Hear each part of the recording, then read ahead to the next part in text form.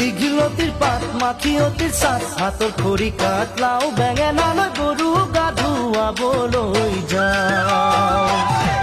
দীঘলতিৰ পাত মাখিয়তিৰ চাট হাতৰ খৰি কাঠ লাও বেঙেনালৈ গৰু গা ধুৱাবলৈ যাওঁ আহিয়ে পাব লাগিব কিন্তু চুৰিয়াখলৈ ককাইদেউৰ পাঞ্জাবী চোলাটো দি দিনো সোধাকৈ চহৰৰ বিহু মেলাত হুঁচৰি গাবলৈ যাব যে লাগিব আজি আমাৰ গাঁৱৰ হৈ দীঘলতিৰ পাত মাখিয়তিৰ চাট হাতৰ খৰি কাঠ লাও বেঙেনালৈ